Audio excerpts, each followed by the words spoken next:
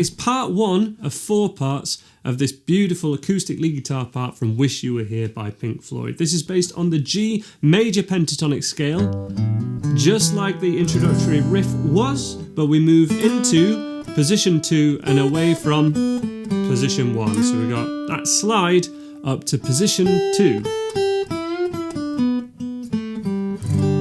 which is something you should definitely be aware of. It's a good little move to warm up with. To begin the solo, the middle finger moves from the 2nd fret to the 4th fret in a slow slide on the 3rd string. We then go to the 1st finger at the 3rd fret of the 2nd string, 5th fret, 4th fret, 3rd fret, so 5, 4, 3, but we go between string 2, string 3, string 2. We got this little triangle shape here.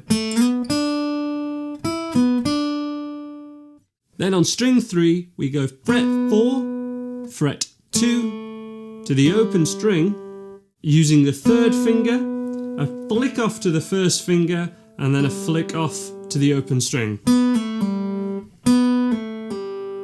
To do that, the 1st finger has to be down at the same time as the 3rd finger, and we flick off to that 1st finger. The 1st finger has to be down already. Flick off, flick off. Then we finish that move with the open 4th string, the D.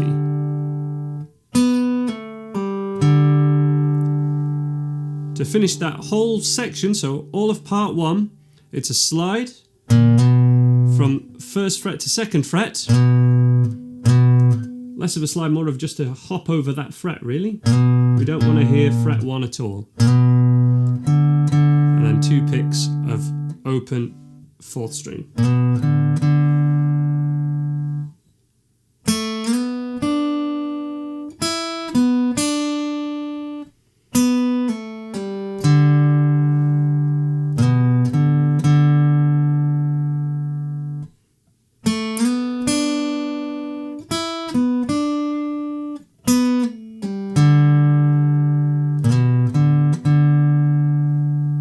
Part 2 begins with these slides, which we call double stops because we're playing 2 strings at the same time. That's what a double stop is.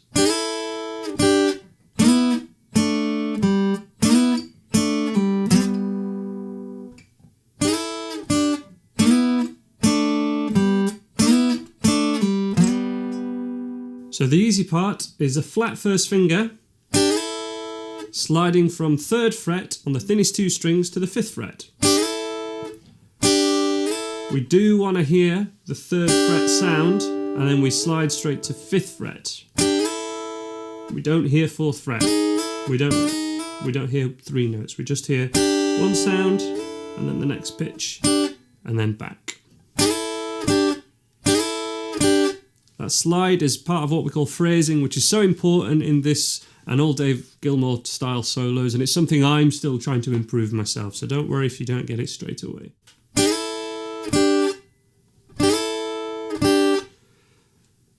Then we take the 1st finger and the middle finger, and we slide 2 to 4 on string 3 and 3 to 5. So we're in this position, and we slide up by 2 frets and then back. When we slide back, we're going to hear that slide this time. This is that phrasing point. We slide up and then back in exactly the same way to the open strings on strings 2 and 4.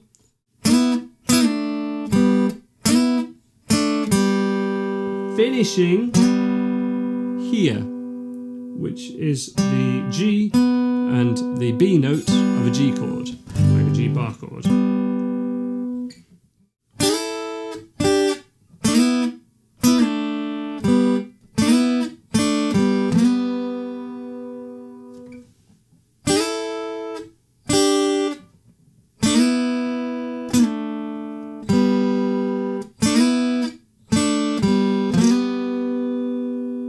There's a little slide,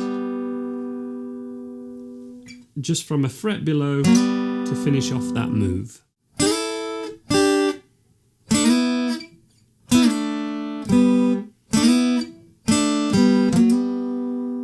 Here's parts 1 and 2 together.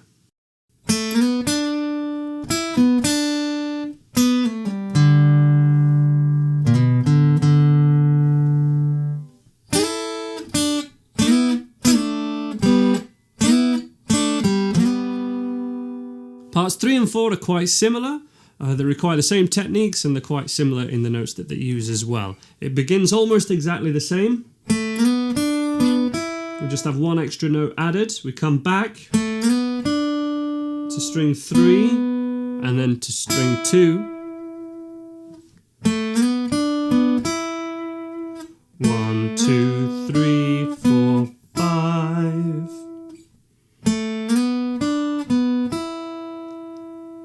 We're then going to push up fret 5 to do a whole step pre-bend. So a whole step means we want to try and get to sound 2 frets higher to that pitch, but we're going to pre-bend it, so we're going to push it up first. To do this, we're going to use the first, middle and third finger all together, push it up and let it come down.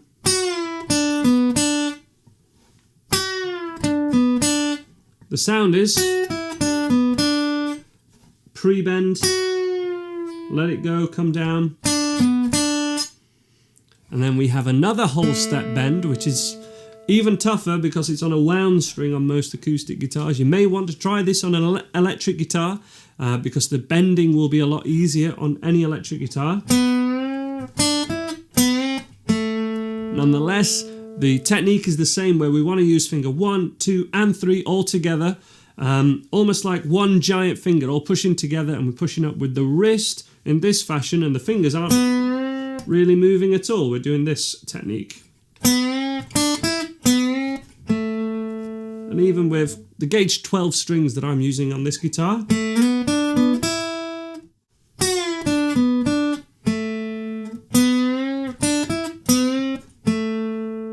we can get those bends up to pitch or close enough.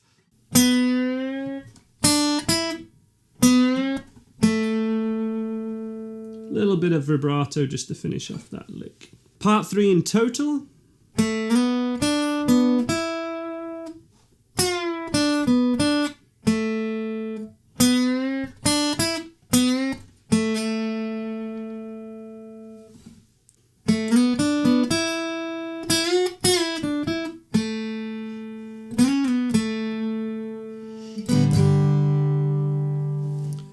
So starting off exactly the same. This time we don't do a pre-bend and we just bend as normal, but we do pick it again when it's at its highest point, and we do want to hear it come back down, which we wouldn't normally do, but in this case, that's the lick.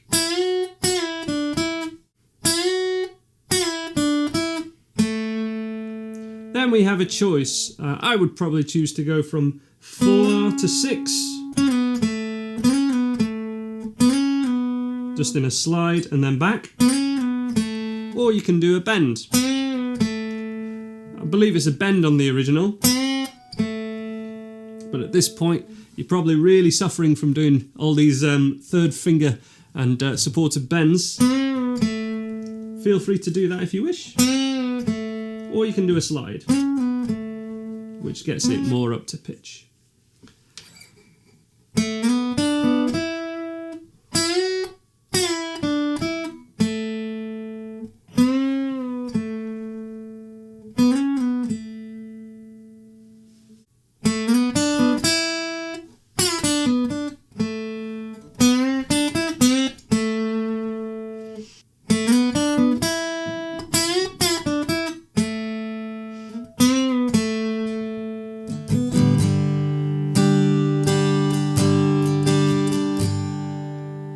And here's the whole thing one more time from a couple of camera angles so you can really see what we're doing. Remember, the technique on the bends is everything. If you have the technique slightly incorrect, it'll be really difficult. It will hurt your hand, hurt your fingertips, hurt the palm of your hand perhaps, and it's something we really want to avoid. So check that we're doing that bending technique right, with the anchoring of the thumb and the moving of the wrist to do this bending technique, supporting with all 3 fingers on an angle.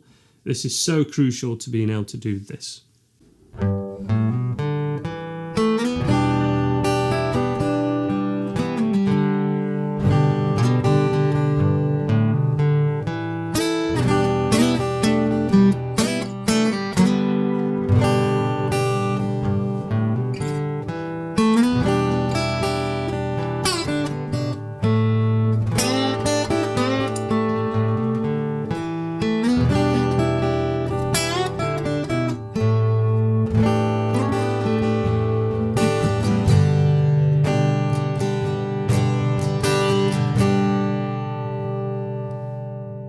So there's the classic lead line from Wish You Were Here. If you want more ideas of how you can get to this kind of level or want to take your playing even beyond this, check out my free acoustic lead guitar course where we'll be covering how to play these kind of major scale and major pentatonic solos all over the neck, not just in kind of open position. I really hope you'll check that out. I'll leave a link to it on the screen now. It's appropriate for electric guitarists as well. It's just a bit of a major scale, major pentatonic workout. Hope you really enjoy learning this one, guys, and I hope to see you next time.